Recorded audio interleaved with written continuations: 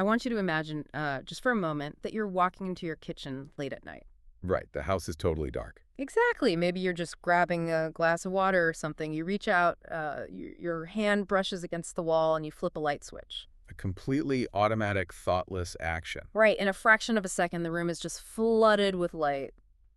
But what if I told you that this simple spark of electricity, this everyday convenience that you and I completely take for granted, is actually the final product of one of the most brilliant, perfectly engineered political machines of the entire 20th century? It's a really profound way to reframe something so mundane. Mm. We naturally tend to view the electrical grid and the massive dams that power it purely as physical feats of engineering. Right, just concrete and wires. Exactly. We look at millions of tons of concrete poured into a river canyon in the American West, and we think about hydrology. We think about physics. It's like this grand narrative of human triumph over the raw forces of nature. Yeah, you marvel at the spillways and the giant turbines. But the engineering, as staggering as it was actually often the easy part. The real masterpiece, the mechanism that actually made the pouring of that concrete possible in the first place, was the political architecture. And that is exactly where we are going today. Welcome to this deep dive. We are going to look right past the concrete today. This is going to be a fascinating journey. It really is. We're stripping away the mythology of the American West from the depths of the Great Depression right through the post-war boom to uncover the political ledger of the megadam era. The actual mechanics of how these colossal projects got built. Right, like who got the benefits, who paid the costs, and crucially, who actually got to vote on it. That question of voting is the absolute skeleton key to this entire era. I mean, when we talk about this massive wave of federal dam building, this period where the United States essentially replumbed the entire western half of the continent, we really have to ask how it happened so rapidly and with such overwhelming consensus. Because you don't just reshape half a continent just because you have the technical blueprints, right? Exactly. You do it because the incentive structures align perfectly. Because how do you get a massive, messy, highly fractured democracy to almost unanimously agree to completely reshape nature? It's a tall order for any government. Yeah, and we often look back at that era of damming wild rivers as if it were just this inevitable destiny. We call it the era of, dominating nature as if it was just bound to happen because of the zeitgeist of the 1930s and 40s. Right, this manifest destiny sort of mindset. But looking at the historical record, you start to realize it wasn't destiny at all. It was just remarkably effective political math. So to understand that math, we have to rewind to the 1930s to Franklin D. Roosevelt's New Deal. A hugely transformative era. Definitely. And we need to look at why building a giant dam was an incredibly easy yes for politicians of almost all stripes. To set that scene, you really have to sort of transport yourself into the absolute devastation of the Great Depression. You have staggering unemployment breadlines in the major cities and rural poverty on a scale that is just genuinely hard to fathom today. Just a completely broken economy. Right, so you have a federal government desperately searching for a way to jumpstart the economy. And FDR comes into the presidency with a very specific, long-standing conviction about public power. Even back when he was governor of New York. Yes, exactly. He was already pushing for a state power authority back then. He believed down to his bones that electricity generated by public projects should be cheap. It should be widely distributed, and it should serve the public good rather than just enriching private utility monopolies. But I'd argue it wasn't just a philosophical stance for Roosevelt. It was the ultimate glue for an incredibly powerful political coalition. Oh, without a doubt. If you're trying to build and maintain the New Deal coalition, a federal dam is basically a miracle. I was looking at the cross-section of support, and a dam offers something for almost every single voting bloc a politician could possibly want to court. It really does. If you break down the groups FDR needed to keep happy, it's all there. For the labor unions and the working class, a dam means immediate construction jobs. Which they desperately needed. Desperately. Pouring concrete at a site like Grand Coulee in Washington or Bonneville on the Oregon-Washington border meant thousands of steady paychecks in the darkest trough of the Depression. Wow, so it's instant economic relief. Exactly. And then for the farmers, it means irrigation water for their crops and eventually cheap electricity for their homes. For the local businessmen and regional boosters, it means a massive influx of federal cash and long-term economic development. And for the politicians themselves. For them, it provides a highly visible, monumental symbol, that the government is taking decisive action. Right. It's literally a giant concrete backdrop for a ribbon-cutting photo op. I was thinking of it like a federal dam is the ultimate political multi-tool. That's a perfect analogy. It fixes unemployment, it waters crops, it provides electricity, Mm. and it gives you a physical monument that might literally end up with your name on it. I mean, how could any sane, rational politician look at that multi-tool and say no? They largely couldn't. And that's why we have to recognize this wasn't strictly a partisan issue either. Wait, really? Because we always associate it so heavily with FDR and the Democrats. We do. But while FDR was the champion of the White House, the intellectual godfather of public power in Congress was actually a progressive Republican Senator, George W. Norris of Nebraska. Okay, that is fascinating. Yeah, Norris was the driving force behind the Tennessee Valley Authority, the TVA, which essentially served as the great template for the Western dams. And Norris had this brilliant concept that he relentlessly pushed, which he called the yardstick. Okay, the yardstick concept is fascinating. I want to make sure we really dig into this because it wasn't just about providing power. It was a deeply sophisticated way of regulating the free market, wasn't it? It was an incredibly clever economic weapon. At the time, private utility companies were essentially operating as unregulated monopolies in many areas, and there was widespread suspicion that they were artificially inflating the cost of electricity. Price gouging, basically. Exactly. So Norris and FDR argued that if the federal government built its own dams and generated its own public power, the government could figure out exactly down to the penny how much it actually cost to produce and distribute a kilowatt of electricity. And that federal price becomes the yardstick. You've got it. That federal price would become the benchmark. You hold that yardstick up against the rates being charged by private utilities, and you use it to expose their price gouging. That is so smart. It really was. It was a way of disciplining the private market, not through heavy-handed legislation or complex bureaucratic rulemaking, but through direct, publicly funded competition. I have to say, just impartially speaking, whether someone listening today favors heavy government intervention or strictly free market economics, you can see how brilliant this was as a political framing device. It was masterful messaging. Right, because it framed public power not just as a massive infrastructure expenditure, but as a righteous crusade for fairness. It was a way to protect the little guy from the big bad corporate monopolies. And to really understand why this resonated so viscerally with the public, we have to look closely at the rural experience of the time. You had lawmakers like Sam Rayburn, a Democrat from Texas, who made rural electrification his absolute personal crusade. I've read a bit about Rayburn. He was incredibly passionate about this. He was. And to understand his passion and the passion of millions of rural Americans, you kind of have to mentally erase modern conveniences and understand what it meant to live on an American farm in the early 1930s. Right, because today we just expect the grid to reach absolutely everywhere. Exactly. But back then, while the cities were brightly lit and modernizing rapidly, the vast majority of rural America was completely dark. Private utilities simply refused to string power lines out into the countryside. Just because it wasn't profitable. Yeah, from a purely capitalist perspective, their argument made sense.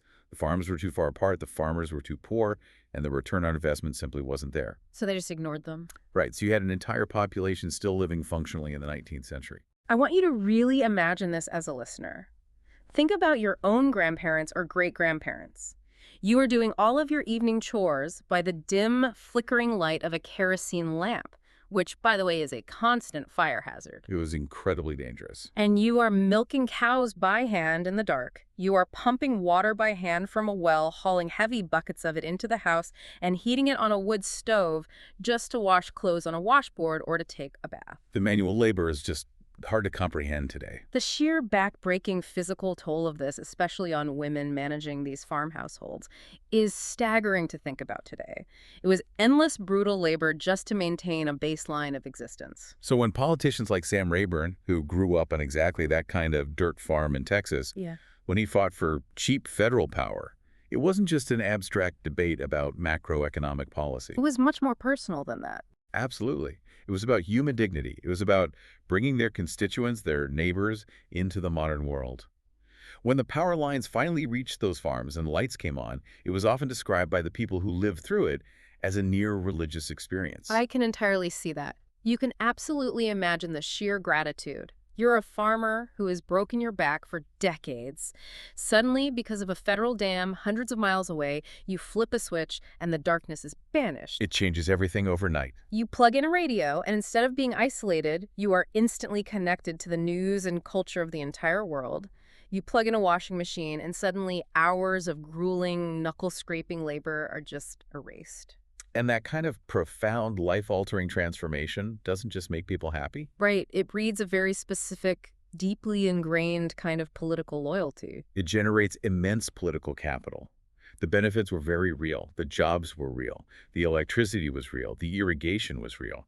The senators and representatives pushing for these projects sincerely believed they were doing good, necessary work for their people. They weren't just cynical operators. No, not at all. But this brings us to the next much deeper layer of the political math. Serving your existing voters by giving them a better life is one thing. That is standard functioning representative politics. Which is what you want them to do. Right.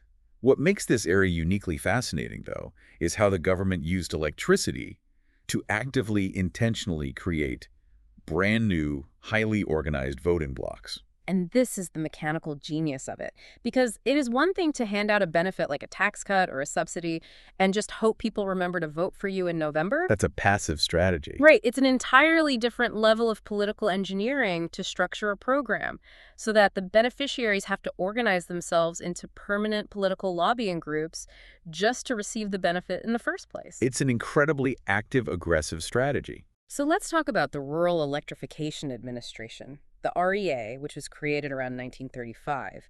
Because the private utilities wouldn't do the job, the government had a massive logistical problem. How do you get the power from these giant new dams to all these isolated farms? The REA was an absolute stroke of administrative brilliance. Yeah. I mean, the federal government could have tried to create a massive top-down bureaucracy to string every single mile of wire across the country themselves. But that would have been a logistical nightmare. A total nightmare. It would have been too expensive and incredibly slow. Instead, the REA offered low-interest federal loans to groups of farmers to build the lines themselves. Okay, so empowering the locals. Yes, but there was a catch. To get the federal money, the farmers couldn't just apply individually. They had to band together with their neighbors and form their own cooperatives. Wait, so they had to legally incorporate? Yes. They had to elect a board of directors. They had to hire linemen. They had to manage the accounting books. The federal government essentially forced rural communities to organize themselves into highly functional, locally owned corporate entities. Think about the neighbor-to-neighbor pressure that creates. If Yeah. I want electricity on my farm, I have to go knock on your door and convince you to join the co-op with me. Exactly. You become an organizer for the federal program just out of self-interest. So overnight, you don't just have individual farmers who are quietly grateful for power. You have hundreds of deeply invested farmer-owned cooperatives dotting the American landscape. And they are deeply tethered to the federal system because they literally own the local grid and they owe the federal government the money for it. It's brilliant. And then we get to the Bonneville Power Administration, the BPA established in 1937 to market the power coming off the giant Columbia River dams in the Pacific Northwest. This is a pivotal agency. Right, and this is where the political engineering gets written directly, explicitly into the law. This is a critical mechanism. Yeah. When Congress created the BPA, they included a legal requirement known as the Preference Clause. The Preference Clause. Okay, let's break this down. The Preference Clause dictated that when the BPA was selling all this incredibly cheap, federally subsidized electricity, they were required by law to offer it to public bodies and cooperatives first. Before anyone else. Right. They had to meet the entire demand of the public sector before they could sell a single drop of that power to a private, for-profit utility company. Well, let me make sure I'm wrapping my head around the mechanics of this because it sounds like a VIP discount, but with a massive structural catch. It definitely had a catch. It's not just, hey, here's a discount. It's, here's the cheapest electricity on the continent, but you only get it if you fire your current private supplier, organize your community, and form a public cooperative aligned with us. That's a perfect summary. It's an incentive designed specifically to destroy the private monopolies and replace them with government-aligned entities, right? That is precisely the dynamic. The federal government was producing power at a price that private companies simply could not match. Because it was heavily subsidized. Yes. And the Preference Clause basically said, if you want this cheap power, you have to be a publicly owned entity. So what was the actual result on the ground? Well, across states like Washington and Oregon, voters literally rushed to the polls. They organized campaigns to create public utility districts or PUDs. So they formed entire new government bodies just for the power. Exactly. They voted to buy out, or in some cases, effectively condemn and kick out the private utility companies so they could form a public body and gain access to that exclusive federally subsidized power from the BPA. It is an absolute masterclass in constituency engineering. I mean, the federal government didn't just build a concrete dam. They built a legally mandated, financially incentivized army of defenders for the dam. An army is the right word for it. Once these public utility districts and rural cooperatives were formed, their entire financial existence relied on a steady, uninterrupted stream of cheap federal power. Which meant they had a concrete, undeniable reason to demand that the government build more dams. Right, and to fight tooth and nail against anyone in Congress who wanted to cut the funding. And this wasn't just a loose collection of local interests operating independently out in the woods. They recognized their collective power and organized at the highest levels. Oh, they nationalized it. They did. In 1942, these rural electric cooperatives from across the country banded together to form the National Rural Electric Cooperative Association, the NRECA. Wow, so they formed a national lobby. A huge one. They established a permanent office in Washington, D.C., and they quickly became one of the most powerful, enduring, and effective lobbying forces in the capital. Because they represented so many voters back home? Millions of highly motivated voters. And their single uniting purpose was the defense and aggressive expansion of cheap public power.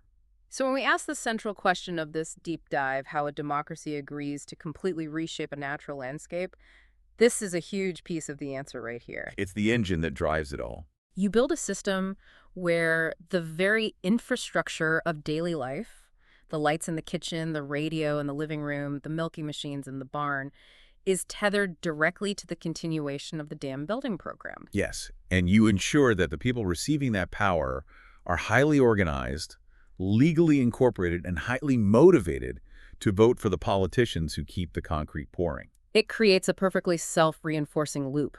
It really does. The politicians authorize the dam. The dam provides the power. The preference clause legally channels the power to the cooperatives. The cooperatives organize the local voters, and those voters relentlessly re-elect the politicians who promised to build the next dam. From a purely political science perspective, it is a perfectly closed, perfectly efficient circuit of power, both electrical and political. That's a great way to put it. Okay, so that is the top-down federal view. That is how Washington, D.C. engineered a permanent constituency.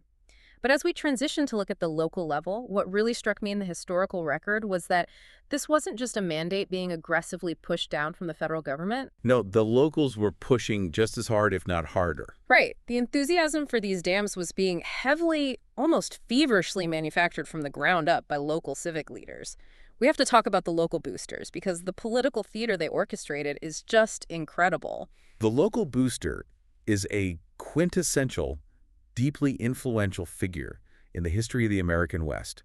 I mean, these were the civic cheerleaders. Who were they usually? The newspaper publishers, the heads of the local chamber of commerce, the real estate developers, the prominent local merchants. The big fish in small ponds. Exactly. Their entire economic future and their deep sense of civic pride was intrinsically tied to the population growth of their specific town or region.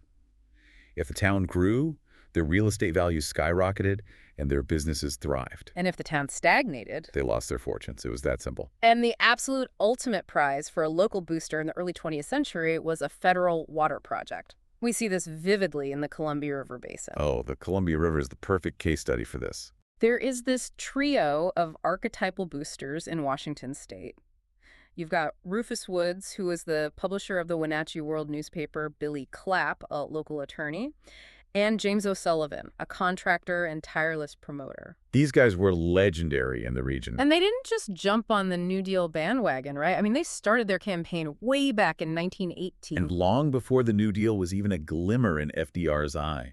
These men looked at the arid, sagebrush landscape of the Big Bend region in Washington, and they looked at the massive, untamed flow of the Columbia River running right through it in a deep gorge. Just millions of gallons of water rushing by unusable dry land. Right, and they decided with almost religious fervor that the only way to secure the economic future of their region was to convince the federal government to build a colossal dam to pump that river water up onto the dry land. And what is vital to understand here is the role of the local press in making this happen. I want to dwell on Rufus Woods for a second. He's a fascinating character. He really is, because he wasn't running the Wenatchee world the way we think of objective, neutral journalism today. The newspaper wasn't just reporting the news of the day. It was acting as the unabashed, aggressive PR wing of a civic crusade. He was completely shameless about it. Totally shameless. He was using his editorial page to relentlessly lobby for this dam. He was running massive sensational headlines, championing the cause, publishing highly optimistic economic projections to make it look like a guaranteed financial success, and constantly badgering local and national politicians to get on board. It was a sustained, decades-long campaign of persuasion that often, frankly, bordered on outright propaganda. Woods Clapp and O'Sullivan formed committees. They passed the hat among local merchants to raise lobbying funds.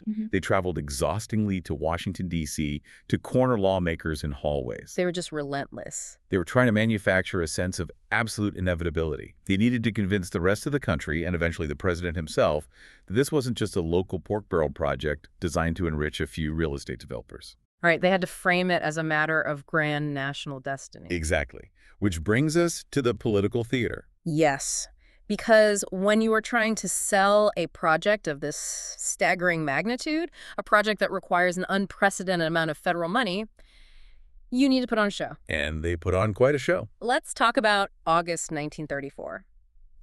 The Grand Coulee Dam project has just barely been authorized as a public works project, but its future is highly precarious. Very precarious. Yeah. It was incredibly expensive, and a lot of powerful politicians back east thought it was a ridiculous, catastrophic waste of money. Right. They thought it was insane to build a giant dam in the middle of a sparsely populated desert where nobody lives. So FDR comes out west to visit the site personally. This is a make-or-break moment. Roosevelt is the ultimate decision-maker, and the local boosters know they have to put on the performance of a lifetime. They can't just let him look at a dusty canyon. No, they understand that politics is visceral. It's about optics and emotion as much as economics. So when the president's motorcade drives through this remote, dusty, sweltering landscape toward the dam site, the boosters don't just stand on the side of the road and politely wave American flags. No, they line the entire desolate route with massive, unavoidable banners. And these banners aren't just saying, "Welcome, Mr. President." They are explicitly, aggressively lobbying him. They are begging for the high dam.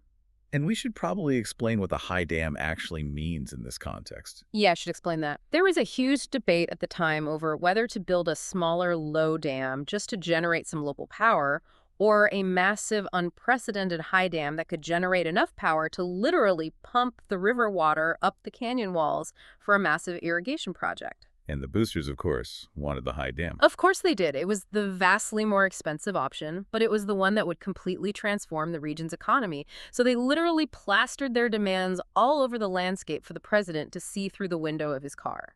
And the theatricality worked flawlessly. Roosevelt stood up at the site, looked out over the massive canyon, looked at the thousands of enthusiastic locals the boosters had bizzed in to form a crowd, and he publicly endorsed the high dam. Right there on the spot. Just like that. He committed the full weight of the federal government to this colossal undertaking. There's this great quote from Eleanor Roosevelt, who was actually on that trip with him. After seeing the banners, the crowds, the sheer orchestrated spectacle of it all, she turned to someone and quipped that a good salesman had sold them the dam. It's a very perceptive comment. I just love that observation. It cuts right through the myth. It highlights how fascinating it is that this wasn't just a dry, technocratic federal mandate drawn up by engineers in a windowless room. No, it was a sophisticated grassroots theatrical production staged specifically to seduce a president. And the theatricality didn't stop once the political approval was won and the concrete started pouring either. Not at all. The government deeply understood that they needed to maintain robust public support for these massive ongoing expenditures, especially as the nation entered World War II. Right, they needed the public to stay excited about. Exactly. So in 1941, as Grand Coulee was finally nearing completion and beginning to generate power, the Bonneville Power Administration actually hired the folk singer Woody Guthrie. This detail just blew my mind when I read it. The federal government put Woody Guthrie, the ultimate champion of the working man, the guy who wrote "This Land Is Your Land" on the federal payroll. They did. They hired him for 30 days. They gave him a government car and a driver, and they drove him all up and down the Columbia River Basin. And what was he supposed to do?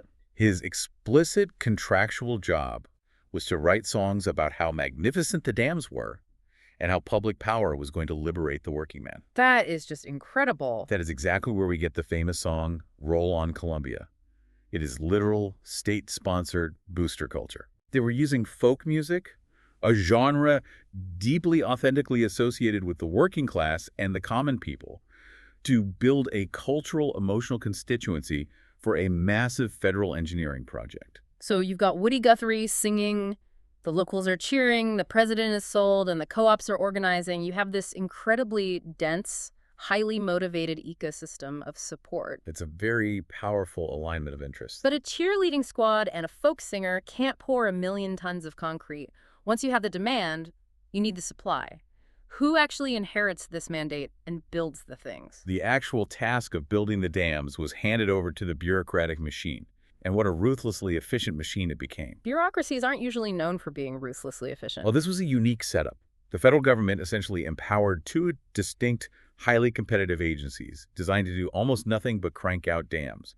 You have the Bureau of Reclamation, which sat in the Department of the Interior, and you have the U.S. Army Corps of Engineers. I was looking at the mandates for these two agencies, and it seems wildly redundant. It was incredibly redundant. Right, because you've got the Bureau of Reclamation, whose job is basically to irrigate the arid West, and the Army Corps, whose job is to control floods nationwide.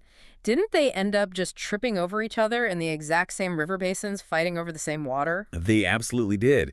And that intense rivalry actually acted as a massive accelerant for the dam building era. Wait, the rivalry sped things up? Yes, because neither wanted to be outdone.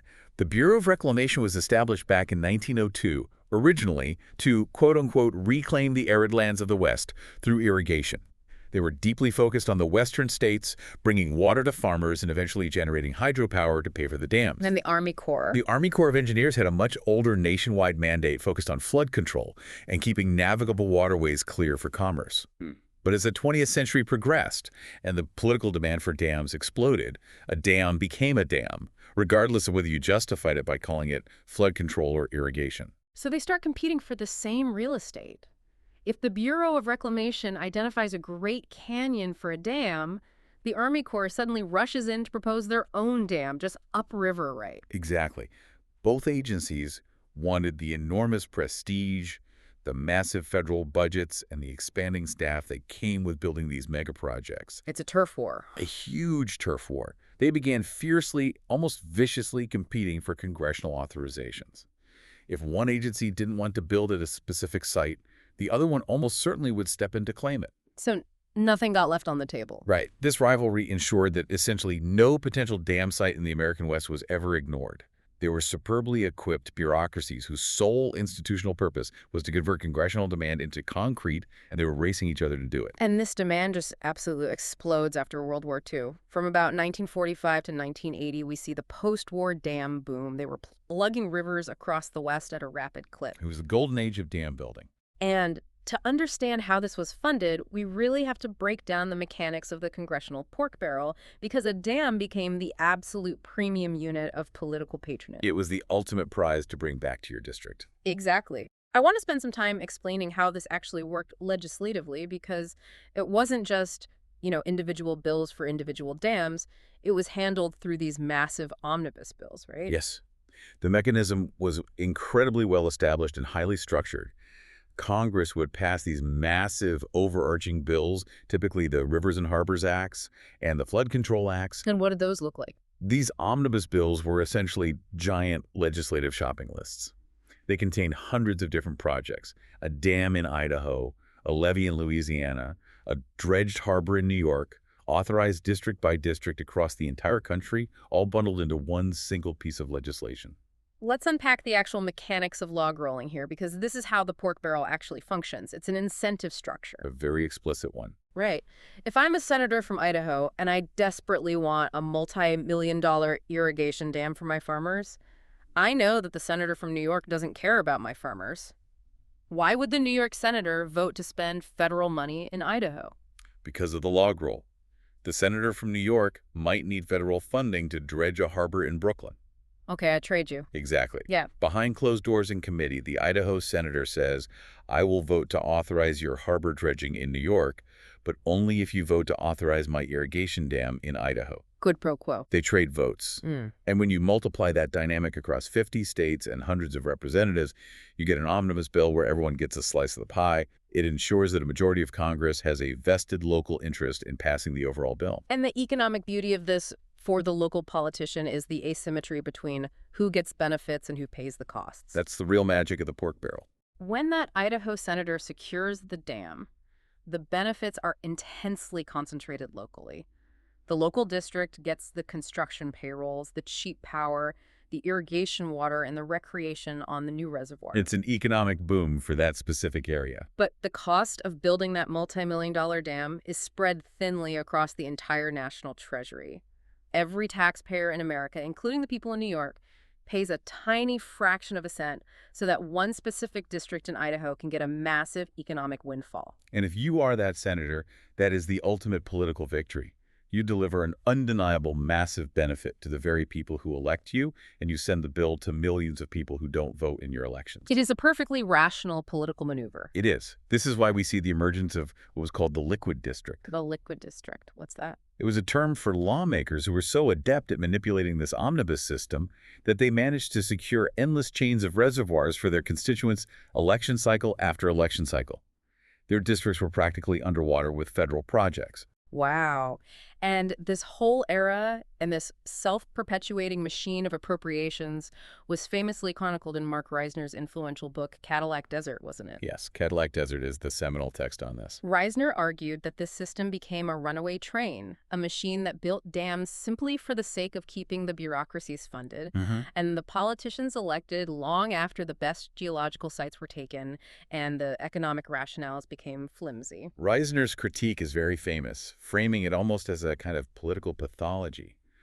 But we really must look at it objectively. Well, let me actively push back against Reisner's cynical critique for a second. I want to steelman the politicians of the 1950s here. Please do. Because if I am a sober, well-meaning senator during the post-war boom, isn't pork just a derogatory, cynical word for doing exactly what my voters elected me to do? That's exactly how they saw it. My explicit job is to represent my district. If my district is prone to devastating lethal floods, or my farmers are going bankrupt because of cyclical drought, bringing home federal money to build a dam isn't corruption. It is delivering job safety and modern development to my people. From the inside of that system, this didn't look like a boondoggle at all. It looked like getting our fair share of the national wealth to build a prosperous future. And that is a completely valid, historically accurate perspective. It is exactly how these lawmakers viewed their own actions, and it's how their constituents viewed them. They were responding rationally and faithfully to the incentives of a representative democracy. They were serving their enfranchised constituents. This system functioned perfectly to deliver what the voters demanded. Yes, but, and this is the critical defining turn of this entire era, that defense only holds up if you believe that everyone impacted by the project actually has a voice in the democratic system. Right. If this is the perfect democratic machine generating endless benefits for the voters, who is the machine running over? That is the essential question. Because if we accept that politicians are simply and perhaps even nobly responding to their voters, we have to look at the other side of the ledger. We've looked at the winners, the farmers, the laborers, the local boosters, the enfranchised constituents. Now we have to ask who is paying the true, devastating, non-monetary cost of these projects, and could they vote? When you build a massive dam, you are fundamentally, permanently altering the geography and the ecology of a vast region. You're not just building a bridge, you're changing the earth. Exactly. You are drowning entire valleys, you are blocking ancient river arteries, you are destroying habitats. Yeah. So the losers in this equation were twofold. First, the salmon runs, which were decimated by the concrete barriers. Right. And second, the river tribes, whose traditional fisheries, treaty-protected gathering sites, and ancestral villages were permanently submerged beneath the rising reservoirs. The fish obviously had no voice at all. They're the ultimate unrepresented constituency. They can't lobby Congress. But when we look at the tribes, this is where the political math becomes profoundly disturbing, because we are talking about Human beings who were legally, systematically shut out of the democratic process. It's a very dark chapter of the story. We need to analyze the 1924 Indian Citizenship Act, also known as the Snyder Act, because if you just read the headline, it sounds like a triumph. It really does. It sounds like the moment Native Americans were finally brought into the democratic fold. Let's dig into that. The 1924 Snyder Act declared that all non-citizen Native Americans born within the territorial limits of the United States were now U.S. citizens. Which seems great on paper. On paper, yes. However, a crucial reality of the American constitutional system is that federal citizenship and the right to vote are not actually the same thing. Wait, they aren't? No.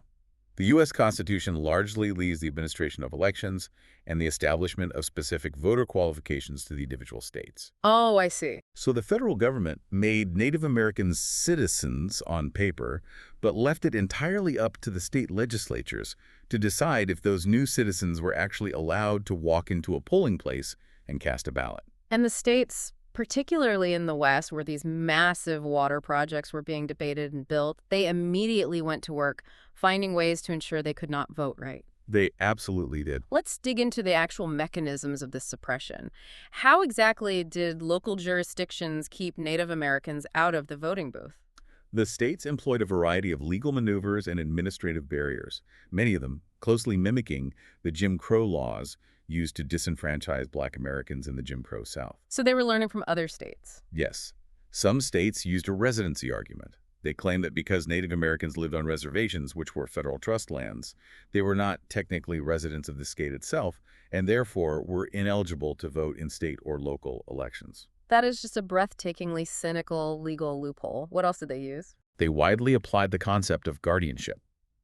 State attorneys general argued that because the federal government held tribal lands in trust and managed certain tribal affairs through the Bureau of Indian Affairs, Native Americans were legally akin to wards of the state or persons under guardianship. Like children. Exactly. And in many state constitutions, people under guardianship, which typically referred to minors or people deemed mentally incompetent, were explicitly disenfranchised. So they twisted a federal trust relationship into a legal justification for stripping away voting rights. They basically said, we control your land, therefore you are incompetent, therefore you cannot vote.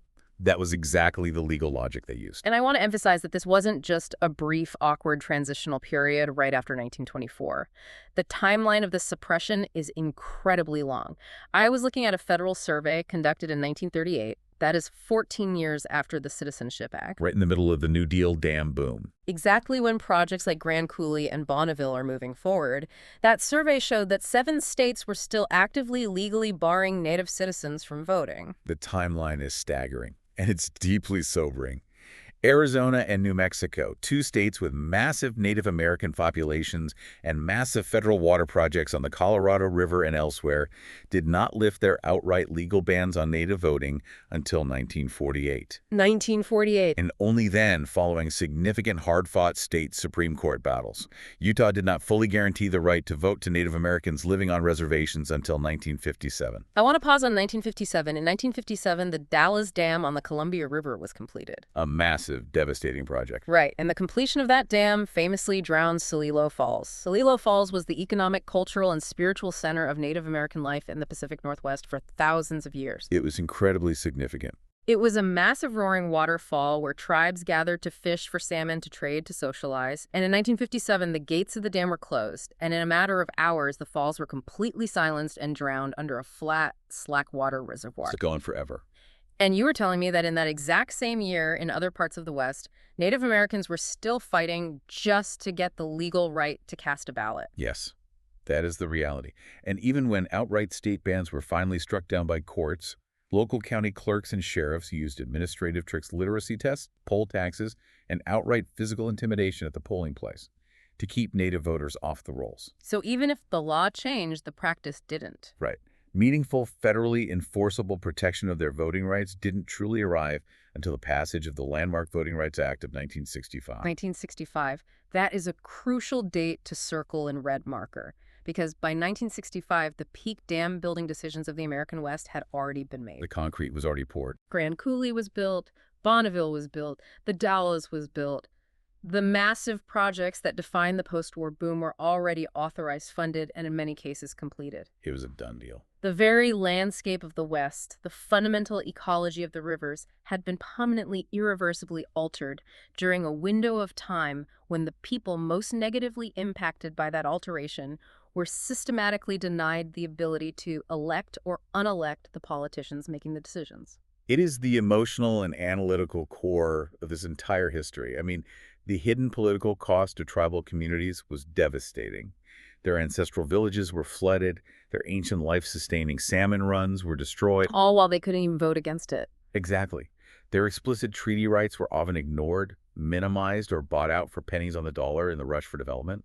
And their ability to fight back through the standard established channels of representative democracy was just legally severed. It is a brutal kind of political math. If you can't vote, you literally do not exist in the political incentive structure of a congressman looking toward his next election. You're invisible to the system. We spent the first half of this deep dive talking about how responsively the system reacted to the demands of enfranchised voters. The rewards for a politician building the dam were immediate, they were concrete, the applause was loud. The feedback loop was working perfectly for those inside it. But the constituency for not building the dam, the constituency that would suffer the devastating costs of the reservoir, essentially did not exist at the ballot box. In political science, we talk about the concepts of concentrated benefits and diffuse costs, which we discussed with the mechanics of the pork barrel. But here we have to talk about a different metric. Which is what? Salience and political cost. When a politician is considering a massive project, they weigh the rewards, the votes they will gain against the friction, the votes they will lose. Okay, so a cost-benefit analysis, but for votes. Exactly. If an organized and franchised voting constituency strongly opposes a project that creates high political friction, it raises the political cost of pushing the project through, a politician might actually lose a tight election over it. Right, which makes them hesitate. But if the opposition literally cannot vote, the political friction drops to zero. So we see this profound, baked-in democratic imbalance. It is stark, it is unfair, and it is written directly into the local laws of the time. But this brings us to the final analytical hinge of this discussion. We have to weigh the actual impact of this asymmetry. That's a really important step. I want to play devil's advocate for a moment and steelman the skeptics. Let's question our own assumptions here. Sure. Are we putting too much weight on this disenfranchisement? I mean, even if the 1924 Act had worked perfectly and every Native American in the West had full, unencumbered access to the ballot box from day one without intimidation, wouldn't the sheer overwhelming momentum of the New Deal, the utter desperation of the Great Depression and the post-war economic boom have crushed any opposition anyway? That's a very fair question. Weren't the tribes simply outnumbered by the white majority that desperately wanted the jobs and the power? That is the essential counterfactual question, and we absolutely have to address the contested nature of this history. We cannot be naive about demographics. It is true that Native Americans were a small demographic share of the overall Western electorates. Right, they wouldn't have had the raw numbers. If it came down to a simple statewide winner-take-all referendum, build the dam and get jobs, or save the canyon and the fish, the proponents of the dam likely would have won the raw vote count in most states. The economic pressure was just too high. We cannot definitively prove a counterfactual. We cannot sit here and say that if the tribes had voted, Grand Coulee would never have been built. Right, because the demand for those construction paychecks and that cheap electricity was just so culturally and economically overwhelming. Exactly. However, representative democracy is rarely just about raw statewide vote counts. It is about margins in specific districts. Yeah. It is about local pressure. It is about the necessity of coalition building. And most importantly, it is about the cost of action. The friction you mentioned earlier. Yes. The skeptic might be right that the dams still would have been built in some form.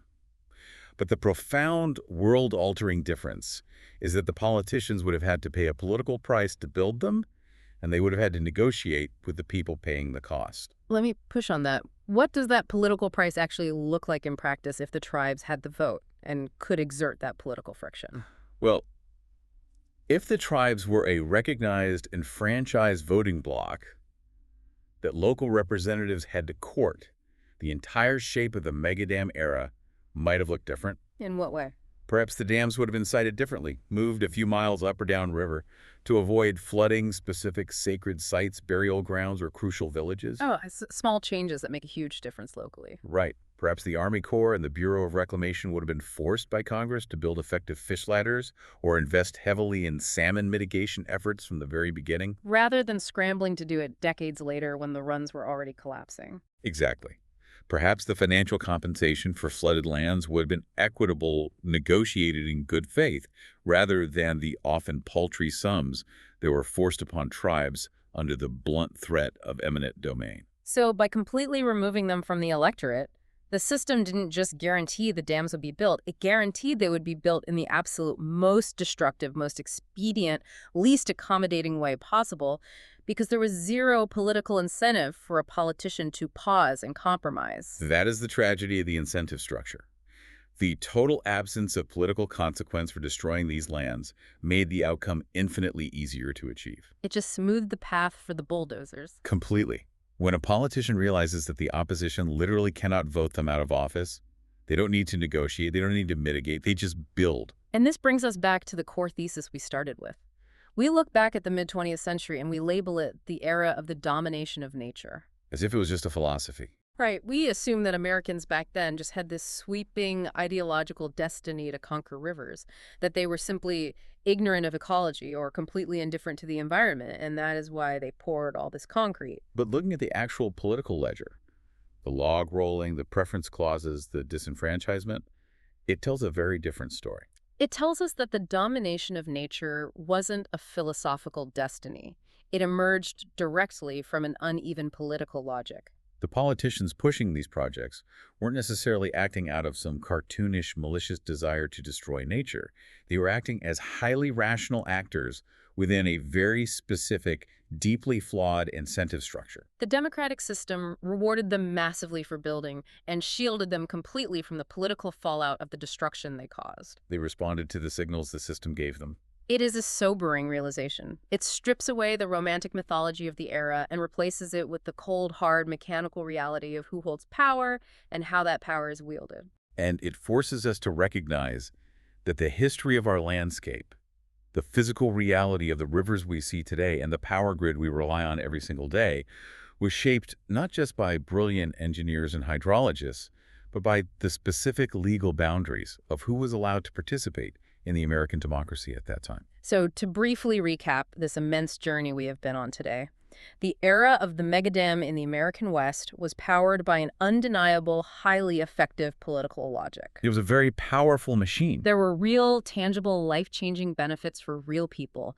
Jobs in the Depression, electricity for dark farms, water for parched crops. Those benefits were amplified and aggressively weaponized by local boosters and newspaper publishers who staged brilliant, persuasive political theater. They were masterful salesmen. The federal government deliberately engineered permanent, highly organized voting constituencies like the rural co-ops, whose sole purpose was to demand more dams. A self-sustaining loop of demand. And all of this intense demand was fed into a bureaucratic delivery machine that used the congressional pork barrel system to authorize project after project. Log rolling at its finest. And the hinge upon which all of this magnificent machinery swung was the brutal reality that those who bore the true costs, the salmon runs and the Native American tribes, were legally and systematically shut out of the voting booth until the major decisions had already been cast in millions of tons of concrete. It was a comprehensive portrait of how power truly operates, both electrical and political. As we wrap up this deep dive, I want to pull this out of the history books and ask you to think about your own community today. Think about the modern infrastructure being built around you. It's a very relevant question. Who benefits from the new highway, bypass the new commercial zoning law, or the new power plant? And more importantly, whose voice is completely missing from the room when those decisions are made? Who isn't at the table? Who is bearing the invisible costs? And do they have the political capital, the voting power to push back? Because the mechanical incentives we talked about today didn't disappear when the Bureau of Reclamation stopped building giant dams. Not at all. The incentives are still there. If the mid-20th century taught us that the absolute smartest political move a lawmaker can make is to build a project that permanently engineers its own loyal enfranchised voting bloc, what modern infrastructure projects are doing that exact same thing right now. It's something we really need to watch out for. As we transition away from fossil fuels and attempt to build a new green economy, are we silently building new preference clauses? Are we engineering new public power blocks around massive solar arrays and offshore wind farms? They might be. And if we are, we have to ask the uncomfortable necessary question. Who are the voiceless constituencies currently paying the hidden costs of our next great era of building? Think about that the next time you walk into a dark kitchen and without a second thought, flip on that light switch.